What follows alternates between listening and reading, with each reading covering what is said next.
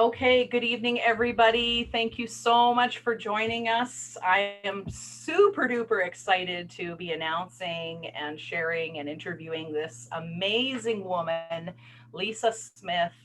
She's a mom. She's your typical gal, I'm sure, and I'm super excited to have her here. Thank you to all of her fans who have been following us around tonight.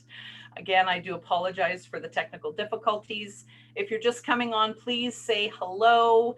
Give us some loving in the chat. Give Lisa some loving.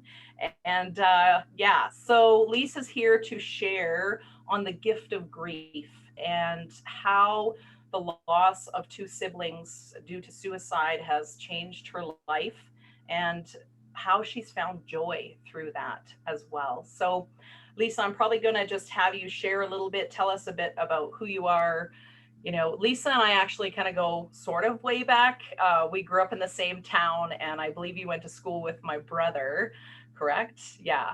So, anyway, it's kind of cool to just reconnect with her after all these years. And I just found, her on Facebook, and I thought, I really think that her story needs to be heard because mental health is such a huge issue right now.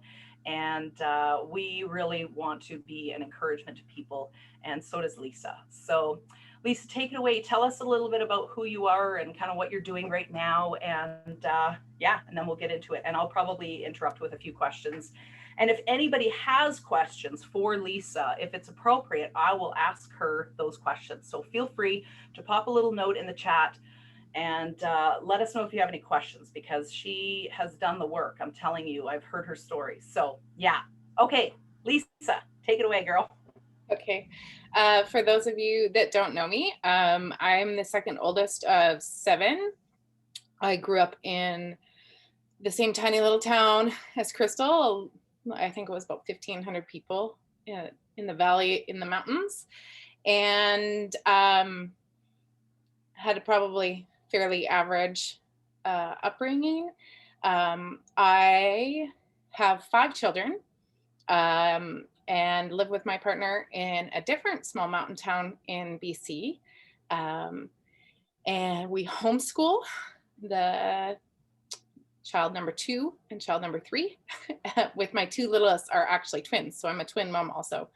So life is never dull at my house and it's always kind of busy. So that's a little bit about me.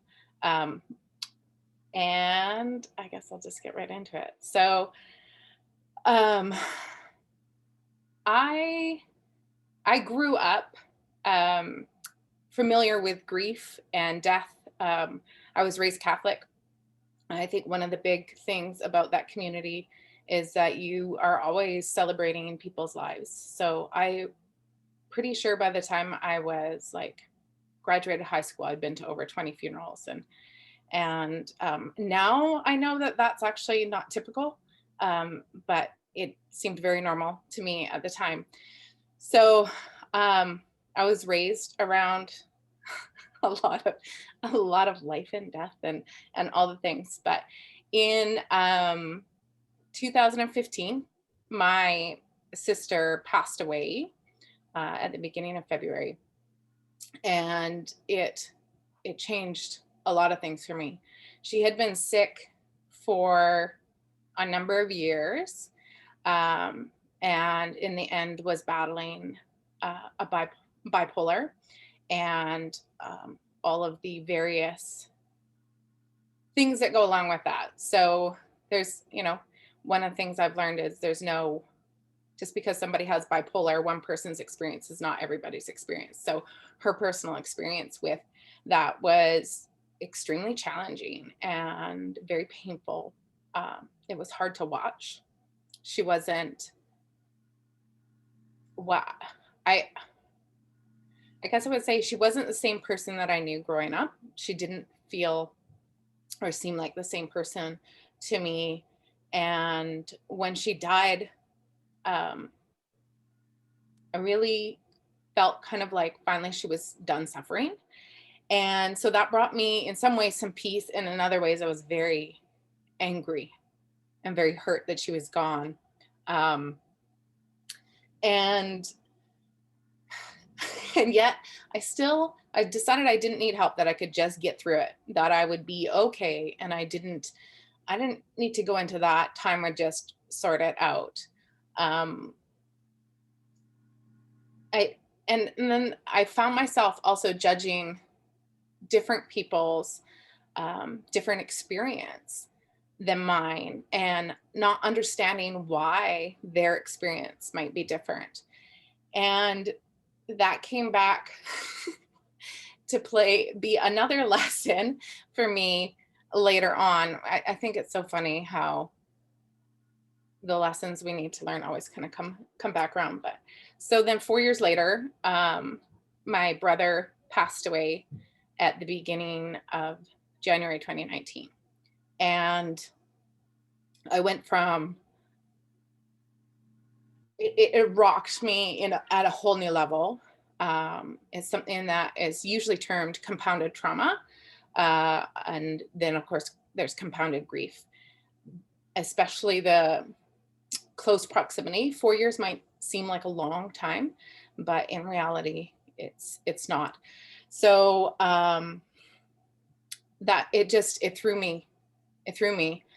One of the other things is my sister that passed she was 22 months younger than me, and my brother was 18 months older. So I was sandwiched in the middle of both of them. So for me, my experience is drastically different with the loss of my two siblings and my other siblings, because there's different memories, there's different attachments, and there's different age spans in between. But I was walking in a cloud. I was barely getting through each day. To add another layer to all the grief, I started having challenges. I wasn't in alignment with my ex-husband, and there was challenges coming up. My two older kids have a different father, and that was adding another layer. And so as things started to pile on, and I started to share with some of my friends, one of my friends said, you need to get into therapy. I know the person. And I was like, no, I don't need that. There's people that are hurting far more than me. And I kind of got to a place where I realized that I needed help, and that I was like trying to sort it all out in my head on my own. So I got into therapy, and it was interesting, because all of a sudden there was a safe place that I could say anything and nobody was emotionally attached to it. I couldn't hurt this person. They didn't know all the backstory, so I could have really said anything, but it was this opportunity to just say whatever was there for me. And she walked me through so much, and there was so many layers to it. There was, everything kind of came out. One of the things that you'll find, or people find with grief, is that everything is stripped away. All the things that weren't, all the garbage that you're putting up with, all the fake frills and fluffy things in life are gone. Like, you no longer have time or patience to tolerate it. If a relationship isn't working, if it's very clearly no longer working, if there is patterns of behavior that aren't acceptable, it shows up so magnified that you have to deal with it. And there were so many areas that I hadn't realized that I was tolerating behavior that wasn't acceptable. I was not owning things that were mine to own. I wasn't placing boundaries where boundaries needed to be placed. And I have spent the last 2 and a bit years working through all of that. And it has been a painful journey. I've shed many, many tears. I've had to own a lot of things. I had to look at behaviors that I was doing that weren't necessarily helpful, or behaviors of other people that were harmful and hurtful to me. And um, through that, through all that, I started to realize and started to learn how to cultivate joy. So when everything's ripped away, when everything's stripped away, and you can clearly see the things that don't work, you also see the beauty and the simplicity of things. Mm.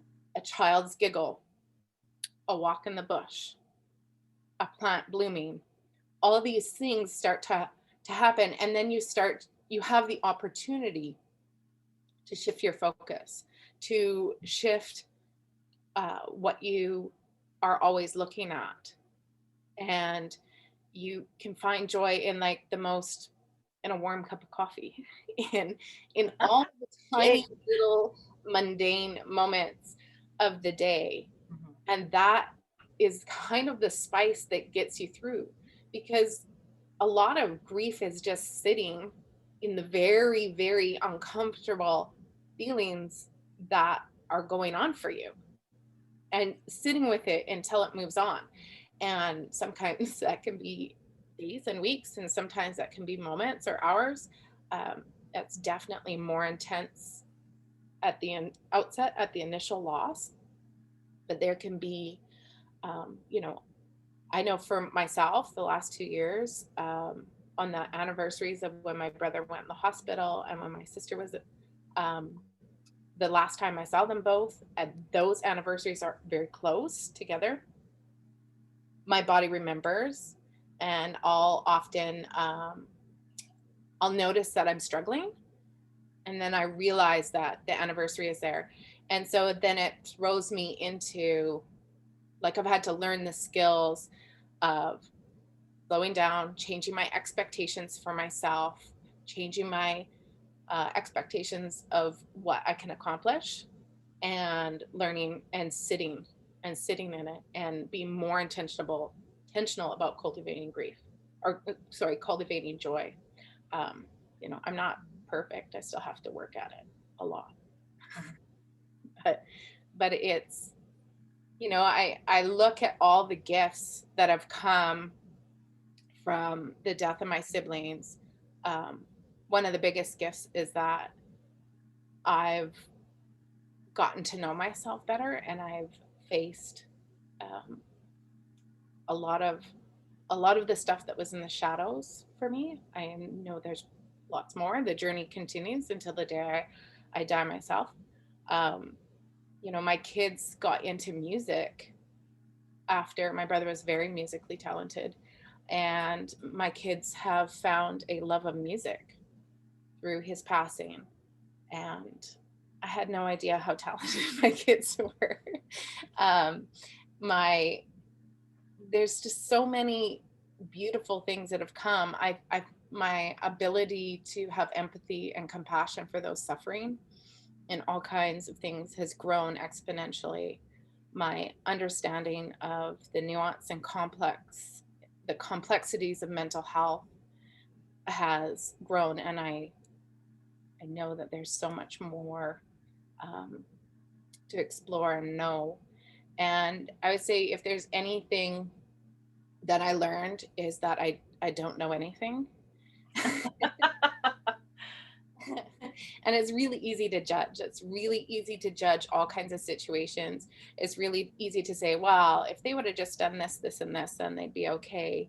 And I don't believe that's necessarily true. Like, there's so much nuance in life, and there's um, so many subtle things that are there in each different situation. When we look from the outside, it's easy to judge, but it never actually never works out for us, and it's definitely not helpful for the person experiencing it. So, it's judgment. Judgment is actually kind of like a little bit like, well, not a little bit. It's like drinking poison. So, bringing awareness to that has been a challenge for me. But to do, but it's something that I have to continue to practice. And when the judgment goes, there's more joy that flows. So um, kind of there's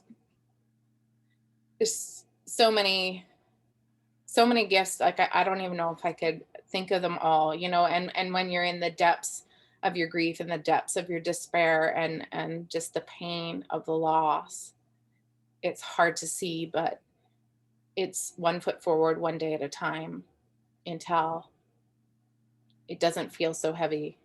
It doesn't feel so overwhelming.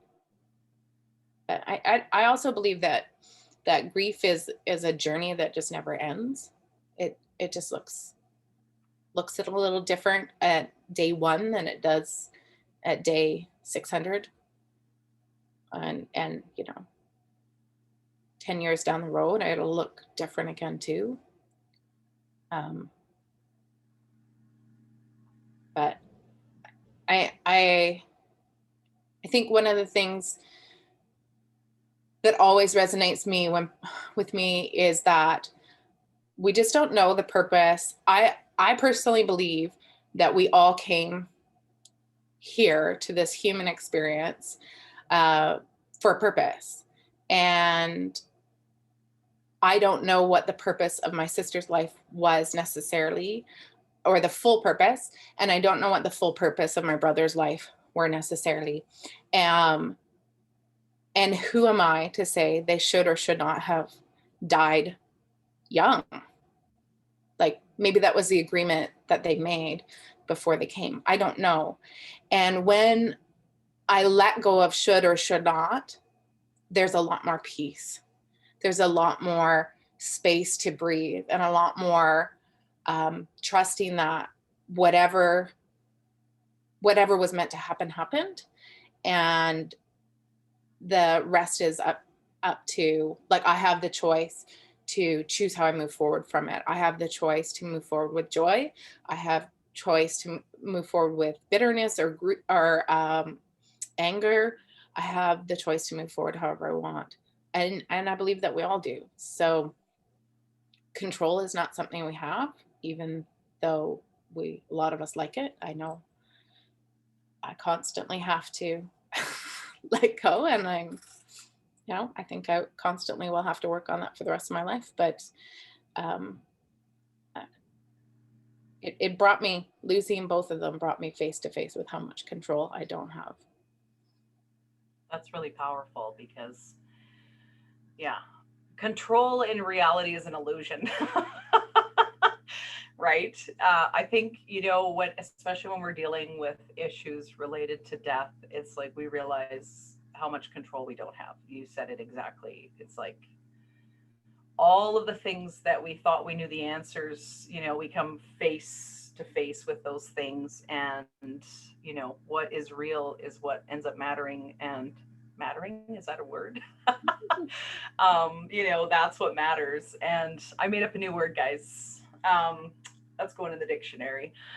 Anyway, and so yeah, it's just really interesting how that perspective, like that, comes really very much into perspective when we're dealing with issues of death, because yeah, we don't know how much time we do have, do we? No. Right. Yeah, and it's interesting because somebody that probably mostly a lot of people on here know, somebody that I went to school with, recently passed away, and they were sick, diagnosed with cancer. It was a very short fight for them, and and they were my age, and it's like it brought all of that kind of into reality of like, I don't know how much time I have, but it sure makes you think about what is really important in life. And I think you really brought that out, where it's like all the other stuff that's on the peripheral really starts to not matter, right? And then you either deal with your stuff, or you kind of live some sort of other sort of life in denial, right? How did you stay out of that place of denial? Or were you in denial for a period of time, and then what happened there? Because denial is kind of a normal part of grief as well, right? I with I think for me, one of the things that has always helped, again, I don't know if this is for myself, I am like, give me the ugliest, stark, basic, full blown reality of the situation, so I know what I'm dealing with, and then I can move forward. So, for me, for those people that are close to me that mean a lot, it has always held value to view their body, because it really drives home, like, you have that mental image. I know other people, and some of my children, that is not a healthy option for them. That is not a good thing. So this is definitely a very individual kind of thing. But for me, when especially when my brother passed, because it seemed so surreal, um, because he was fighting so hard to be here. Um, I had to go. I had to go and see. And there was, for months and months and months, I would wake up in the morning and I would remember looking at him and knowing. And that was the only thing that kind of drove it home for me, Mm. that this is real. You can't negotiate your way out of it. You can't pretend it's not happening, because we weren't in each other's daily lives, right? He lived in a completely different community than me. He wasn't one to talk on the phone often. So there wasn't a ton of interaction, where if you live with somebody and they pass, every single moment of the day, you're running into, they're not here, they're not here, they're not here. Right. Where that wasn't how it was. That wasn't our dynamic in our relationship. So that was very, very profoundly how I dealt with it. And I knew from having lost my sister and having lost other people that I was going to need that. And so provisions were made. I told my parents what I needed, and they made the provisions so that I could, Right. because they knew how important that was. It's really interesting because in certain cultures, this is like the norm. Is actually part of actually having closure is actually seeing the person who is not there. And like you said, it's a very personal choice. But in certain cultures, that is the norm. So the kids actually grow up that way, and there's a celebration of a life. There's a mourning. And so for myself, I've done quite a bit of traveling, and so it's like some of them, the bodies are pushed out onto the water, and so you see everything happening in front of you. And for some, that is the best way, like you're saying, in your circumstance, where you needed something that is very concrete to help you find some closure to that situation. And not everybody gets the opportunity to do that, right? Obviously, even if they want to, they don't even necessarily have the opportunity to do that, depending on what's happened, right? So Yeah, yeah. there can be extenuating circumstances for sure. But Yep. and I think that the beautiful thing is that you can, when you know what you need, it's easy to advocate for it. It's hard when you don't know what you need. Um, but when you do know what you need, it's a lot easier to say that. So thankfully for me, because I, like, my one of my earliest memories is being in my dad's arms as I looked into the casket of my grandfather. I was 4 years old. So I don't know. I think part of it is ritual for me. Like, that's comforting. Here I was in a situation, losing a man that I was connected to. Like, we had a relationship, a special relationship. But I was in the arms of my father, very comforted. So I don't know if it's just the early layers of my life. And that is so comforting for me. Mm. But there's been many, many experiences. And actually, most of the time that I remember remember those kinds of things, my dad was there. So Right. that's actually interesting. Yeah, that's very cool. I guess cool in a way that, like, the comforting aspect, right? Yes. Yeah. So you talked a little bit. I have a few notes that I wrote down just because I thought they were really interesting, and you talked about sort of how the boundaries in your life changed. Can you share a little bit about that? And like, so all of this happens, and then what? Well, I think one of the things that I didn't realize is that growing up in the dynamic that I grew up with, and I'll just frame this with who we are at a certain stage in our life doesn't necessarily mean that's who we are now. So everybody in my family has changed drastically from who they were 20 years ago. But there was dynamics growing up that um, ended up with me not really knowing who I was. And there was a fair bit of control. So there wasn't like a lot of self discovery. So I didn't know myself. And through that, I took on a lot of things that weren't mine emotionally and stuff. And so through the therapy, I started to see, it's like, wait a minute, I'm not emotionally responsible for somebody else's stuff. I say, oh, this hurt me. And then they have reaction. That's not my problem. That's not my fault. I'm allowed to respectfully say, when you say things like that, that is upsetting. And if they're angry about it, that's their garbage. So learning to be one, say, whoa, you're not allowed to speak to me like that. Or I understand you're upset, but that's not my problem. And walking away. Um, it was like so freeing, but also um, it was like this new skill. So it takes it. I'm still learning in a lot of ways. So um, it takes a lot of practice, you know. Yeah, there was a lot of um, dynamics that where things were kind of collapsed and things taking on other people's like, well, I'd really like it if you did that. And you're going, well, that doesn't work for me. So no, thank you. And then them having a reaction. And always it was, Right. for whatever reason, as a child, I decided that that was my job to be responsible for that. And I wasn't. And so laying those boundaries and laying those lines in the sand really gave me space to start to know myself better, but also it freed up a lot of energy because Yeah. now I'm not trying to process other people's personal whatever it is for them. Yes. So yeah, it changed. And actually that that in itself has been a massive gift because what I see with my kids is the more I face the dynamics and the things that don't work for me, the more they emulate it. They emulate, wait a minute, that's that's not mine, that's yours. Right. This is and we've created more of a culture in our house of um you get to say what's going on for you, whether it upsets the other person or not. Obviously, you need to be respectful. So my daughter's almost 13. My oldest daughter's almost 13. And she is allowed to disagree, which is not something that I remember being comfortable with. I don't know if we were allowed, but I definitely remember not being comfortable with disagreeing with my parents at that age.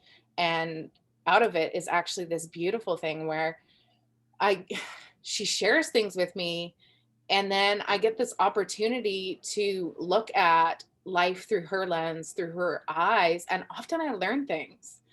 I learn so many things, and that's another gift of all of this is a better. I have a way better relationship with her, Right. and she teaches me stuff all the time. That's awesome. Well, and it sounds like that's a whole level of openness, right? And if we think about, like, if I think about my parents and my grandparents, like that would never fly in that house, even if it was done, in a respectful way. In some cases, it probably was fine, but the norm was, it's like children should be seen, not heard, right? Like that was the typical type of thing that I remember even hearing when I was a kid, and so it's interesting how this has changed even for you, and but it's deepened that relationship with her, yeah, at an age where she probably really needs you, right? Oh, So 100%. And I would say, like, I remember that being said in certain circumstances when I was a young child. Um, but it, I think the less that we try to control the people around us, the more we open the possibility of getting to know them and create a safe place for them to be vulnerable. Um, and that's where connectivity and comes from. Like if you really want to be have a close relationship with somebody, you have to be vulnerable. But in order to be vulnerable, they need to feel safe. Yeah. Um, and if you've experienced any amount of trauma, feeling safe can be really hard. Um, I'm of the belief that almost that everybody's experienced some kind of trauma. Um, it's, there's degrees of trauma and there's a lot of nuance and subtlety there. But creating safe spaces for people to be and then show up where they're at and how they are um, is kind of the basis of connective relationship. Right. And again, I got here because I hit rock bottom um, from losing my siblings. So Yeah. So you mentioned, there's kind of been a bit of a history in your family, and you were talking about yourself and how you're working to break sort of the cycle of sort of some of the past stuff. What would you have to say about that? Because I'm sure there's many people watching thinking, because I mean, mental health is a big issue everywhere, right? So we're not talking just this family, we're talking, every family. It just looks different. oh yeah, I think we all have our struggles and challenges, and there is a fair bit of mental health history in my family, um, and especially on one side of the family. And but there's also, I think when you go back and you get to hear the stories, there was a lot of trauma as well. And it took me a long time to get there to get I was angry actually at the older generations for a period of time in the last 2 years, and just like frustrated, like, why didn't they do the work? Why didn't they do this? Why didn't they break the cycles of this, that, and the other?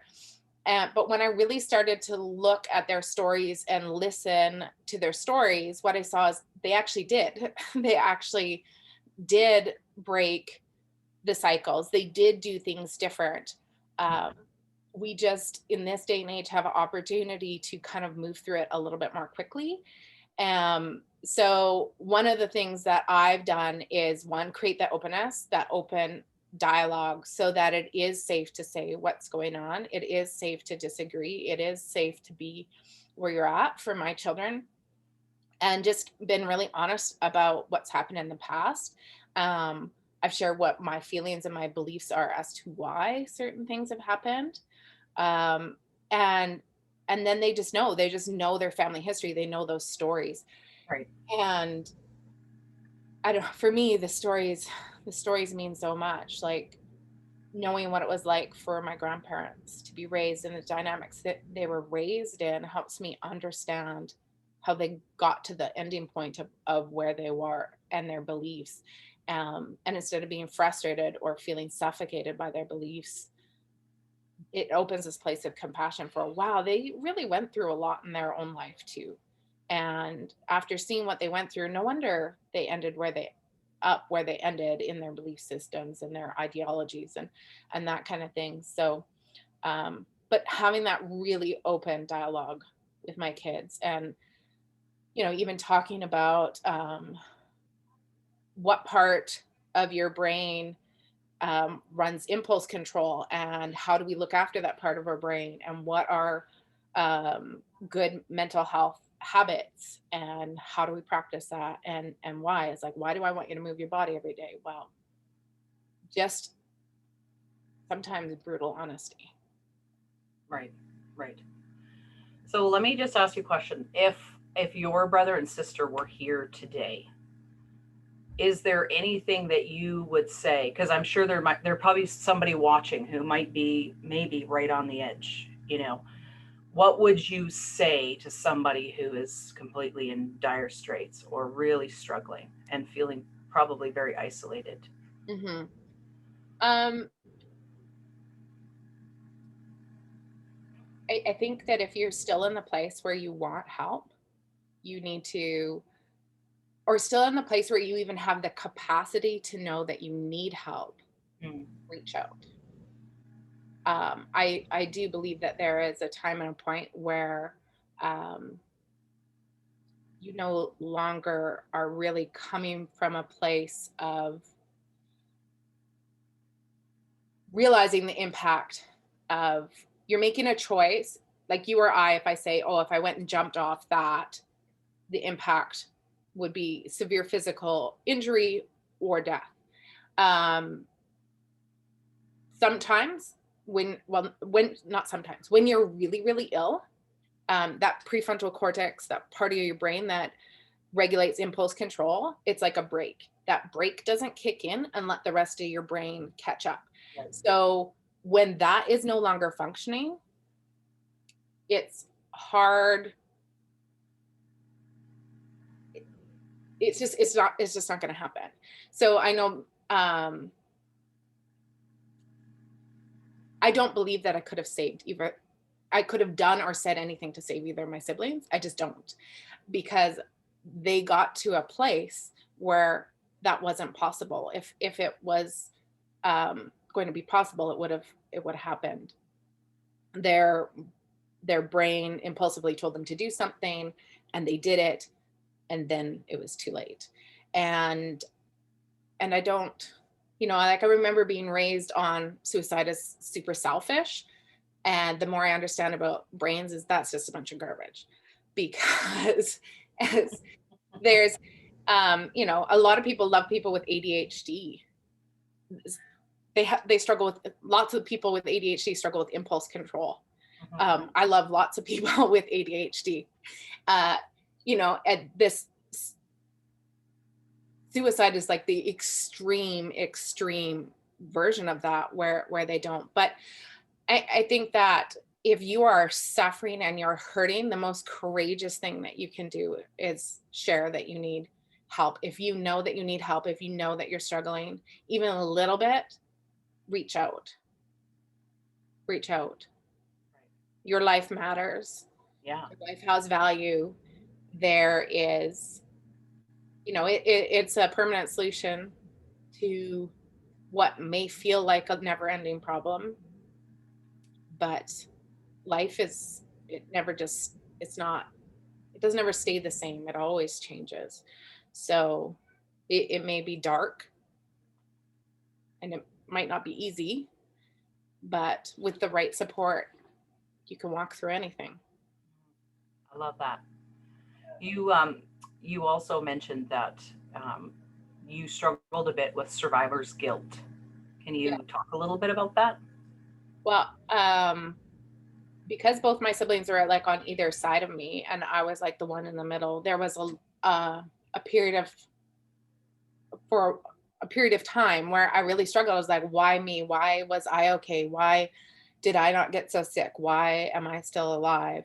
And I felt, I had everything to live for. I have 5 children and a very supportive partner, and um, so many wonderful things going on in my life. But I just felt so bad that I had all these good things, and my sister isn't here to watch her daughter grow, and my kids don't get to interact with their uncle, and those kinds of things. And it was, um it just took time to kind of to walk through it. It was something that I explored in therapy. um but I think it also was kind of like, I have a right to take up space, I have a right to be here.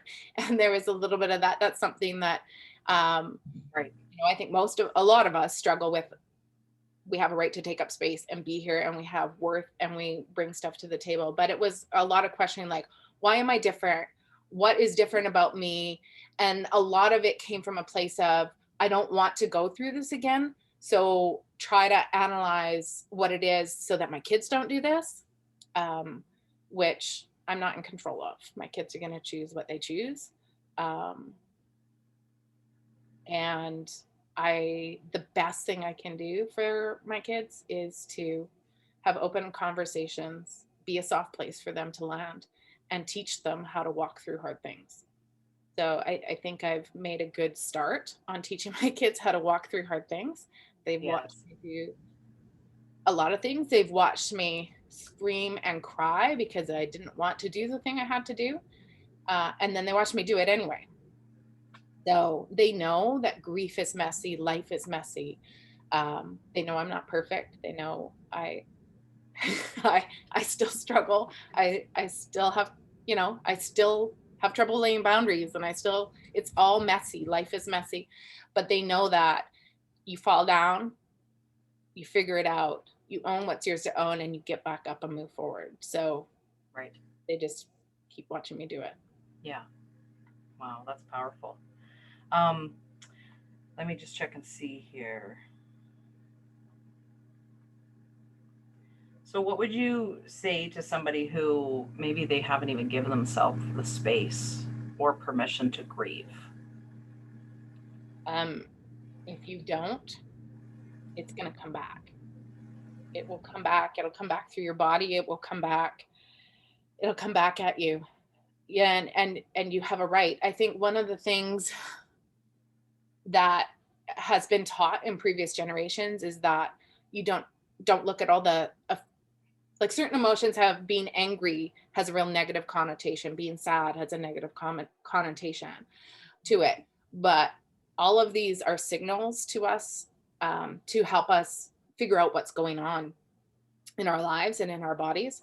And if you don't sit with it, if you don't look at it, if you don't express it, you can push it down, but it'll show up. It'll start expressing an illness in your body.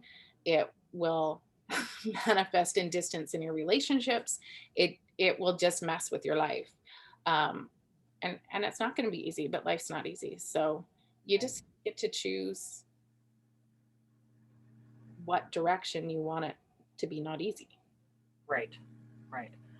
So, something I want to say to everybody about emotions, emotions, we say in Body Talk that emotions are energy in motion, right? And that each significant emotion, and if I'm going to probably just name five, but each of them have a purpose, just like Lisa was saying, because it's a signal and it's telling us, ding, ding, ding, hello, there is a problem. And if we'll just take a moment and look at the problem and address it in that moment, then we're not shoving it down, right? And I mean, grief, this is a big one. So it's not like you're just like, oh yeah, you got to deal with that. And there isn't there's a lot of grace there because grief comes in waves. But when we're talking about grief, the other aspect in terms of the gift of grief is that when we feel those emotions, it actually allows us to move on. So when we don't allow ourselves to grieve, right, whatever your style of grieving is, because everybody grieves in different ways, but when that emotion is felt and expressed, as needed or whatever, then it actually gives us the ability to move on. And, worry, if we think about the emotion of worry, worry actually, again, we think these oftentimes have a very negative connotation, just like Lisa said, but they don't. The positive side of worry is it actually makes us stop and think before we do something. The part where it becomes unhealthy is when ruminate about them, right? And so then it can become unhealthy. You know, what other emotions are we dealing with? Anger. Anger is another one, and that's a common one, especially with grief. Especially, I think most people experience some form of anger, frustration, annoyance. It's all, very similar, close together. And anger actually helps. It's an action. So anger gets things moving. Anger gets things moving within the body, within the mind, and it actually can help us take action. So if you're feeling angry, about something, it's actually an opportunity for action, to do something different, to make a change, to adjust, and so all of these things, even the emotion of sadness, when we feel sadness, the emotion of sadness gives us the ability to have compassion for others, which again, grief and sadness are, are similar in their own way. But so all of these things actually have there's a positive outworking if we will allow ourselves to experience the emotions. And lots of times we do not give ourselves permission to experience what we're actually feeling. And especially if you're from previous, previous age groups, that was very much not acceptable in many homes. And, or anger was only negative because there was a lot of violence in the home, for example. And so feeling angry is very uncomfortable. Like, I think most of us can feel that way sometimes, right? But it can be expressed in a healthy way, and then you can actually process that, and it doesn't get stuck within the body mind complex. And the last one I'll mention is joy, because we're talking about how do you find joy in the midst of the difficulty and the grief. And joy really helps to bring balance to all the other emotions. So when you have those moments like Lisa's talking about, where it's like to hear a child's giggle, it's just like it makes everything kind of right in the world in that moment. And it helps to balance all of the other emotions that we experience. And it's powerful if we give ourselves permission to feel those, right, and to act appropriately. So what are your thoughts on that, Miss Lisa? I agree. I think one of the things that I've learned too is that grief isn't linear. A lot of things in our life aren't linear. I think a lot of times we're taught like you start here and you end here and then it's just complete. My thoughts with emotions are you may address your grief and grow, and you may come back to it at another layer and at another time, and there'll be more lesson, more learning there as an opportunity for you to dive into, to learn from it. And it keeps going, and we just keep coming. It's more like the spiral in your DNA, like where you come back around and come back around and come back around it. So I think being scared of your emotions, which is in some ways I feel like was taught to a lot of us, maybe just from not understanding. I know talking about feelings wasn't acceptable for probably more to like my generation, where it's now a lot more acceptable. My parents' generation was probably where it started kind of coming in.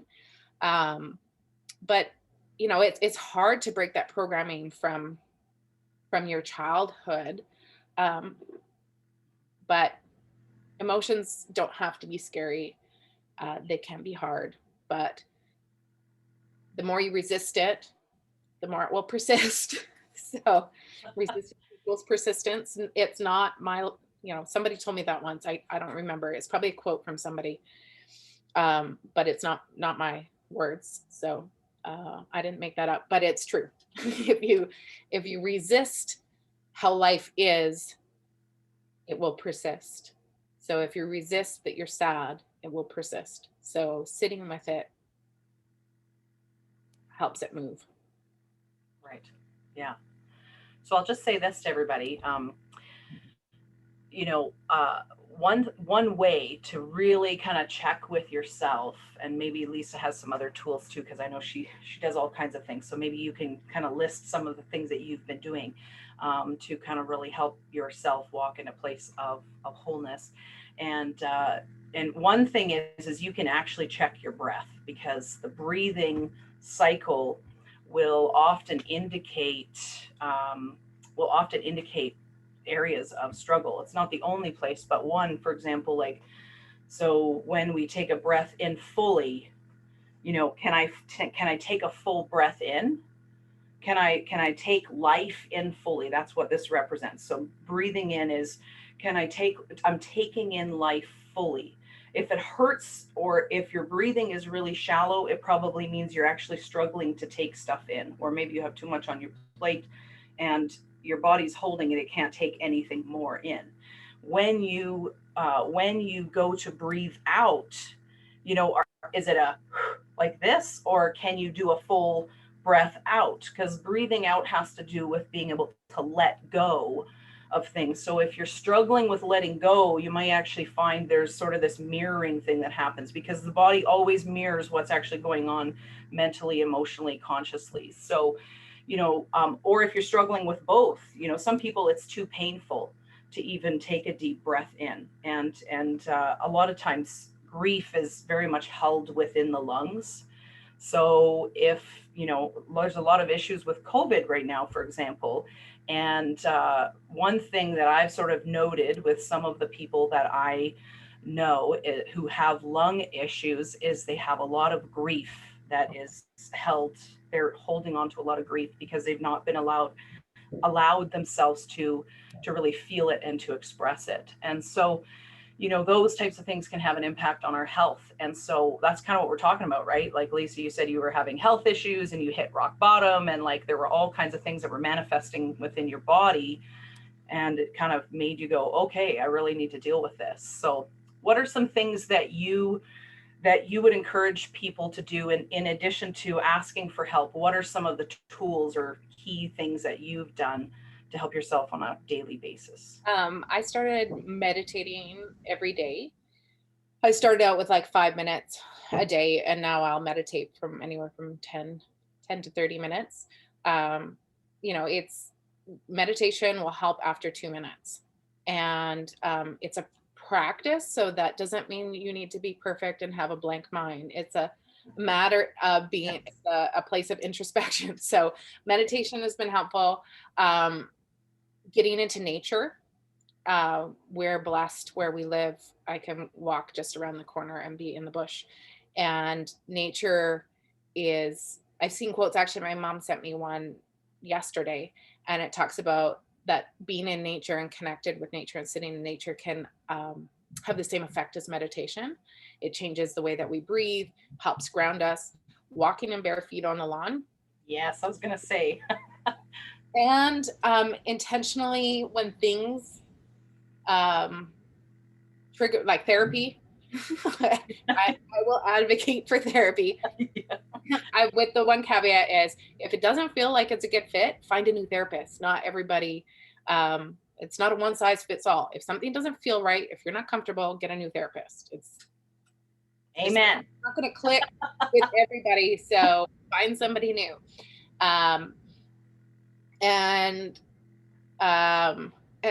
The more intentional I am with exercise is important.